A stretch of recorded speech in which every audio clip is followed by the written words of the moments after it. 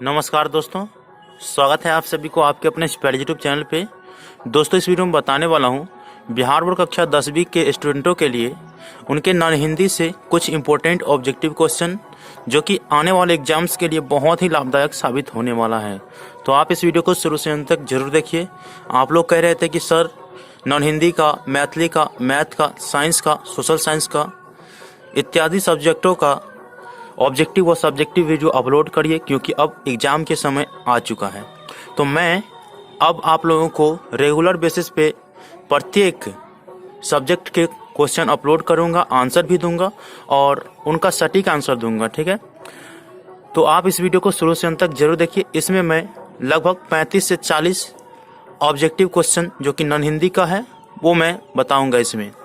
तो चलिए, आपके बीच पहला क्वेश्चन है, कौन सी कविता गहरे जीवन, राग और उत्साह को प्रकट करती है। तो अगर आप पहले चैप्टर पढ़े होंगे, तू जिंदा है तो जिंदगी के जीत में यकीन कर, अगर कहीं है स्वर्ग तो उतार ला जमीन पर, यह शंकर शैलेंद्र जी के द्वारा लिखी गई कविता है। तो इसका जो आंसर होगा, अगर आपसे पूछा जाए कौन सी कविता गहरे जीवन, राग और उत्साह को प्रकट करती है, तो वो तू जिंदा है तो, तू जिंदा है तो, ठीक है, तू जिंदा है तो जिंदगी के जीत में यकीन कर, ठीक है। इसके बाद दूसरा क्वेश्चन देखिए, बहुत ही इंपॉर्टेंट क्वेश्चन है, किस कविता में अतीत के दुखदाई पलों को भूलकर आशा और जीत की नई दुनिया का स्वागत करने की प्रेरणा दी गई है। तो ये भी उसी कविता में आशा और जीत की नई दुनिया का जो है उजागर करने की जो प्रेरणा दी गई है, वो इसी कविता में तू जिंदा है तो, तू जिंदा है तो। आप लोग कॉपी और पेन से इसे नोट डाउन करते रहिएगा, क्योंकि इसके अलावा बोर्ड में कोई भी क्वेश्चन आने वाला नहीं है, ठीक है। तीसरा क्वेश्चन देख लीजिए, ईदगाह कहानी किस विज्ञान पर आधारित है, ठीक है। ईदगाह कहानी किस विज्ञान पर आधारित है। आप सभी को पता है ईदगाह जो कि प्रेमचंद जी के द्वारा लिखा गया है, ये एक बाल मनोविज्ञान पर आधारित है। ये बच्चों की कहानी है, ठीक है। तो ये क्या हो जाएगा, किस विज्ञान पर, तो बाल मनोविज्ञान, बाल मनोविज्ञान। जी हाँ दोस्तों, ईदगाह कहानी जो है वो बाल मनोविज्ञान पर आधारित है, ठीक, आप लोग याद रखेंगे। तीसरा क्वेश्चन आप लोग देख सकते हैं, बहुत ही अच्छा क्वेश्चन है। चौथा, रमजान के कितने दिनों बाद ईद का त्योहार आता है। बच्चों, आप लोगों को पता होना चाहिए रमजान के कुल 30 दिनों के बाद ईद का त्योहार आता है। तो यहाँ पे क्या होगा, 30 दिन, क्या होगा, 30 दिनों के बाद, ठीक है, 30 दिनों के बाद आता है, ये आप लोग याद रखेंगे। इसके बाद अगला क्वेश्चन है, हामिद कितने साल का लड़का था।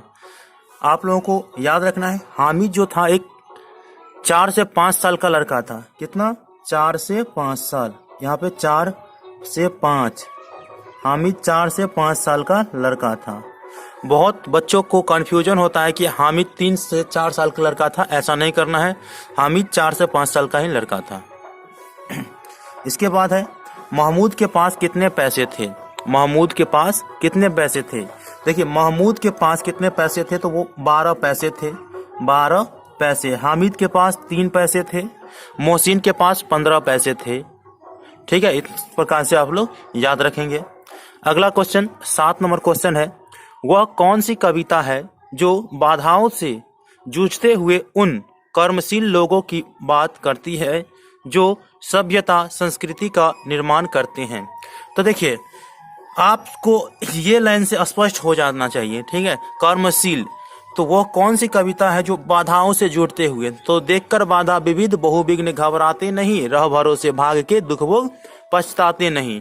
ये जो कविता है वो कर्मवीर है। क्या है, कर्मवीर। कर्मवीर ही कविता है जिसमें इस तरह की बातें होती हैं, ठीक है। इसके बाद अगला क्वेश्चन के बारे में बात कर लेते हैं। इसके बाद 8 नंबर क्वेश्चन है, कौन हंस हंस कर चबा लेते हैं लोहे का चना। ये कर्मवीर से ही लिया गया है। कर्मवीर जो है ना, वो हंस हंस करके चबा लेते हैं लोहे का चना, ठीक है। काम कितना भी कठिन हो वो घबराता भी नहीं है और जल्दी करने में वो उकलाता भी नहीं है, ठीक। इसके बाद यहाँ पे बाल गोविंद भगत किस से अपना साहब मानते थे। बाल गोविंद भगत किसे अपना साहब मानते थे? आप सभी को पता होना चाहिए, मैंने चैप्टर वाली वीडियो में सभी चीजें डिटेल में बता दिए हैं।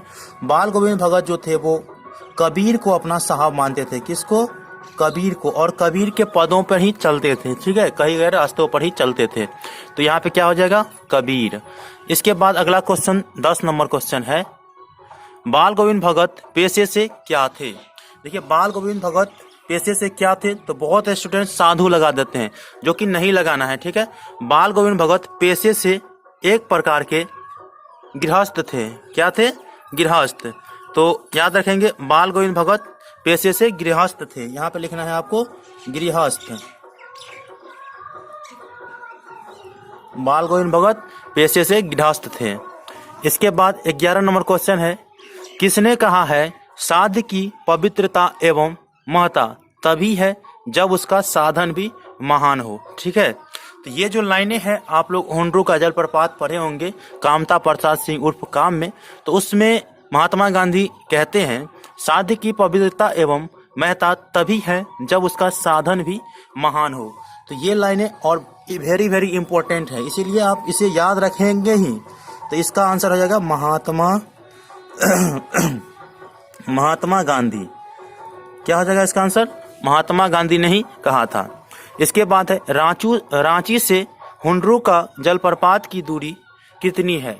देखिए, रांची से हुंड्रू के जलप्रपात की दूरी अगर पूछा जाए तो ये 27 मील होगा। कितना? 27 मील। जी हाँ दोस्तों, रांची से हुंड्रू के जलप्रपात की दूरी 27 मील है। यहाँ पे आप लोगों से पूछ सकता है कि रांची से पुरुलिया रोड की दूरी कितनी है और पुरुलिया रोड से हुंड्रू की दूरी कितनी है। देखिए, रांची से पुरुलिया रोड की दूरी जो है वो 14 मील है। कितना? 14 मील। और पुरुलिया रोड से जो हुंड्रू की जलप्रपात की दूरी है वो 13 मील है। तो इस प्रकार से कुल कितना हो गया? 27 मील हो गया, ठीक है, याद रखेंगे। इसके बाद 13 नंबर क्वेश्चन है, लेखक किस महीने के यात्रा वृत्तांत के बारे में बात करते हैं? ये कामता प्रसाद सिंह उर्फ काम जी है जो कि हुंड्रू का जलप्रपात लिखा है। तो वो हुंड्रू के किस महीने की जो है हुंड्रू के जलप्रपात के बारे में बात करते हैं? तो वो अगस्त महीने में वो हुंड्रू के जलप्रपात घूमने के लिए जाते हैं। तो उस महीने की यात्रा वृत्तांत के बारे में बात करते हैं। तो यहाँ पे क्या आ जाएगा? अगस्त। याद रखेंगे आप लोग। अगला क्वेश्चन देख लेते हैं। इसके बाद अगला क्वेश्चन है 14 नंबर क्वेश्चन, बिहारी किस काल के श्रृंगारिक कवि हैं? देखिए, बिहारी किस काल के श्रृंगारिक कवि है ये आप लोगों से पूछा जा रहा है। तो बिहारी जो है वो रीति काल के श्रृंगारिक कवि है। किस काल के? रीति काल के। तो यहाँ पे क्या हो जाएगा? रीति काल। रीति काल के श्रृंगारिक कवि है। इसके बाद अगला क्वेश्चन 15 नंबर क्वेश्चन है, बिहारी के दोहे कविता में कितने तरह के दोहों शामिल है? देखिए, बिहारी के दोहे जो कविता है जो खुद बिहारी जी लिखे हैं उसमें 3 तरह के दोहे शामिल है। कितना? 3 तरह के। याद रखेंगे, 3 तरह के दोहे शामिल है।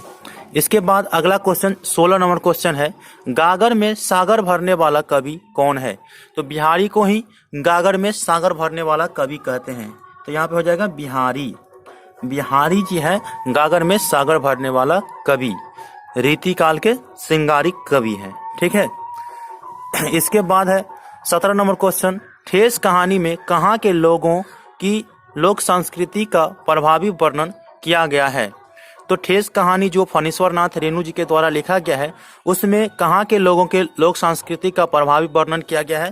तो वो मिथिलांचल के। किस कहाँ पे? मिथिलांचल के। तो मिथिलांचल के जो है लोगों के लोक संस्कृति का वर्णन किया गया है। मिथिलांचल,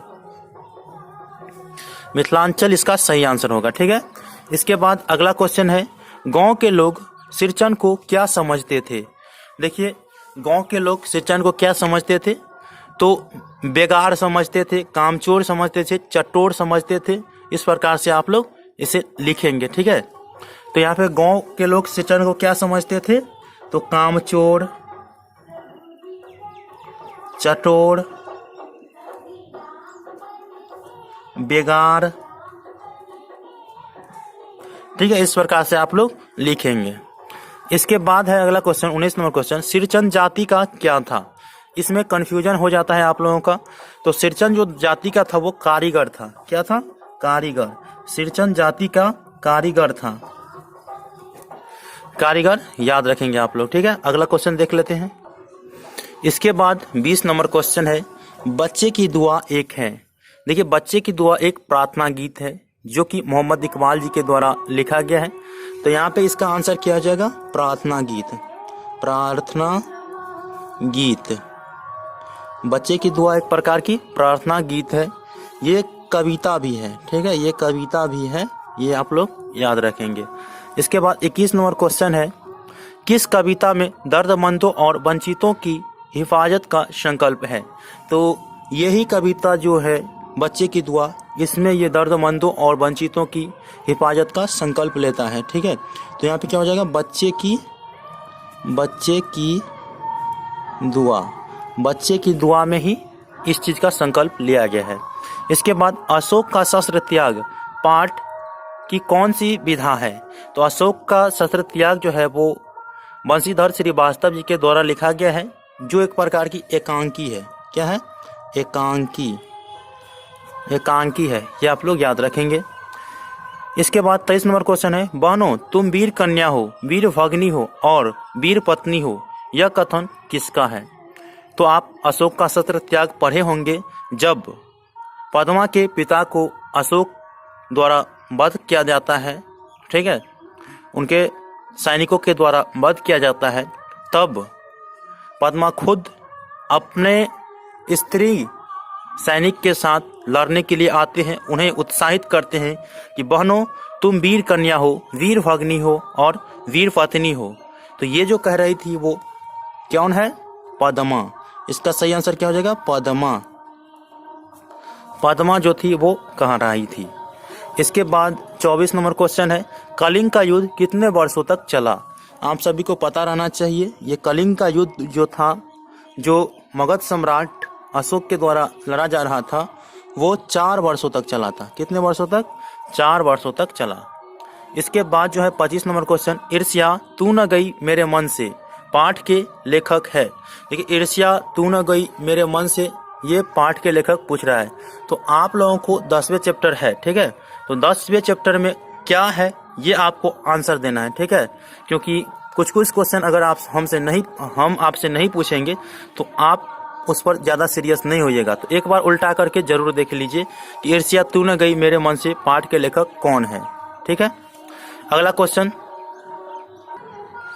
इसके बाद 26 नंबर क्वेश्चन है, वकील साहब किनसे जलते थे? वकील साहब किनसे जलते थे? तो बीमा एजेंट से जलते थे। किससे? बीमा एजेंट से जलते थे। बीमा एजेंट इसका सही आंसर होगा, ठीक है। किसने कहा है तुम्हारी निंदा वही करेगा जिसकी तुमने भलाई की है? ये लाइन जो है वो किसने कहा है कि तुम्हारी निंदा वही करेगा जिसकी तुमने भलाई की है? तो ये ईश्वर चंद्र विद्यासागर जी कहे हैं। कौन कहे हैं? विद्यासागर। आप लोग याद रखेंगे, ये ईश्वर चंद्र विद्यासागर कही है। ईर्ष्या तू न गई मेरे वन से जो रामधारी सिंह दिनकर जी लिखे हुए हैं, तो उन्हीं पाठ में ये जो कहे हैं ईश्वर चंद्र विद्यासागर कि तुम्हारी निंदा वही करेगा जिसकी तुमने भलाई की हो, ठीक है। यहाँ पे है, इतिहासकारों के मतानुसार कौन कभी पैदा ही नहीं हुआ? इतिहासकारों के मतानुसार कौन कभी पैदा ही नहीं हुआ? तो इसका सही आंसर क्या होगा ये आप लोगों को समझना चाहिए, क्योंकि ये बहुत ही अटपटांग सा क्वेश्चन लग रहा है, ठीक है। तो इसमें हरक्यूलिस हो जाएगा। क्या? हरक्यूलिस।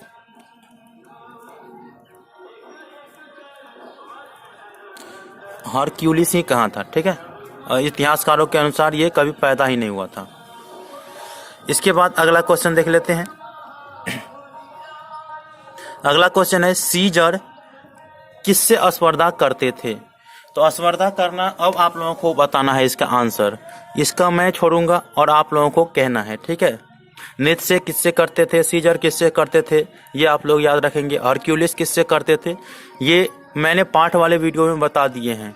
सभी का प्लेलिस्ट बन चुका है, तो आप लोग पहले चैप्टर वाला वीडियो देखिए और इसके बाद जो एग्जाम में पूछे जाने वाले क्वेश्चन है उसे देखिए, ठीक है। कबीरदास किस काल के अप्रतिम भक्त कवि थे? तो ये भक्ति काल के कवि थे। भक्ति काल के निर्गुणोपासक कवि थे। क्या थे? भक्ति काल के निर्गुणोपासक कवि थे। ये भक्ति काल के थे। भक्ति काल के निर्गुणोपासक कवि थे कौन? कबीरदास। इसके बाद अगला क्वेश्चन है मोको। मोको का क्या तात्पर्य है? ये जो मोको शब्द है, मोको का क्या तात्पर्य है? तो मोको कहाँ ढूंढे बंदे, मैं तो तेरे पास में। तो इस प्रकार की लाइनें जो है, मेरा तेरा मनवा कैसे एक हुई रे, तो ये जो है मोको का मतलब होता है मुझको, मुझको होता है, ठीक है। इस मोको का अर्थ होता है मुझको। इसके बाद अगला क्वेश्चन के बारे में बात कर लेते हैं। इसके बाद 32 नंबर क्वेश्चन है कौन सी निबंध बौद्धकालीन शिक्षा केंद्र विक्रमशिला विश्वविद्यालय के गौरवशाली अतीत से परिचित या परिचय कराता है? तो ये कौन सा निबंध है आपके बुक में जो गौरवशाली, जो बौद्धकालीन शिक्षा केंद्र है विक्रमशिला विश्वविद्यालय, उसके गौरवशाली अतीत के बारे में बताता है? तो आप लोगों को पता होगा विक्रमशिला, विक्रमशिला एक निबंध है, आप लोगों को मिल जाएगा बुक में। विक्रमशिला, विक्रमशिला विश्वविद्यालय के बारे में जो दिया गया है वही निबंध है, ठीक है, जो पाठ्य पुस्तक विकास समिति द्वारा लिखा गया है। तो विक्रमशिला आप लोग याद रखेंगे। इसके बाद 33 नंबर क्वेश्चन, 8वीं शताब्दी के मध्य में विक्रमशिला विश्वविद्यालय का आविर्भाव किसके संरक्षण में हुआ था? देखिए यहाँ पे कहेगा विक्रमशिला विश्वविद्यालय का आविर्भाव किसके संदर्भ में हुआ था, ये आपसे पूछा जाएगा। ये नहीं कहेगा कि 8वीं शताब्दी, मैंने यहाँ पे दे दिया है कि विक्रमशिला विश्वविद्यालय का जो उद्घाटन हुआ था वो 8वीं शताब्दी में हुआ था, ताकि आप लोगों को याद रहे, ठीक है। तो ये जो हुआ था वो राजा धर्मपाल के द्वारा हुआ था। किसके द्वारा? राजा धर्मपाल के द्वारा। धर्मपाल, राजा धर्मपाल के संरक्षण में इसका आविर्भाव हुआ था। इसके बाद है किसने तिब्बत में बौद्ध धर्म का प्रचार प्रसार किया और लामा संप्रदाय की शुरुआत की? ये बहुत ही इंपॉर्टेंट क्वेश्चन है, ठीक है। यहाँ पे देखो अतीश दीपंकर कहना है, क्या कहेंगे? अतीश दीपंकर, अतीश दीपंकर। इसके बाद अगला क्वेश्चन है 35 नंबर क्वेश्चन, वह कौन सी पाठ है जो डायरी लेखन के साथ ही अप्रत्यक्ष रूप से मानवीय सरोकारों और जीवन के विविध अनुभवों का भी साक्षात्कार कराता है? वो कौन सी पाठ है? भाई आप देख लीजिए यहाँ पे डायरी, तो आपको पता चल जाएगा कि दीदी की डायरी ये पाठ है। तो यहाँ पे क्या लिखेंगे? दीदी की डायरी, दीदी की डायरी लिखेंगे। 36 नंबर क्वेश्चन का आंसर क्या होगा? देखिए 4 जनवरी 1997 को कौन सा दिन था? ये आप दीदी की डायरी पढ़ेंगे तो पता चल जाएगा। तो 4 जनवरी 1997 को कौन सा दिन था, ये आप लोगों को कमेंट करना है, ठीक है। इस प्रकार से मैंने कुल 36 क्वेश्चन का आंसर और क्वेश्चन बताया हूँ, और ये आप नोट डाउन कर लीजिएगा। वीडियो को बार बार देखिए ताकि याद हो जाए, ठीक है। मिलते हैं अगले वीडियो में, तब तक के लिए धन्यवाद।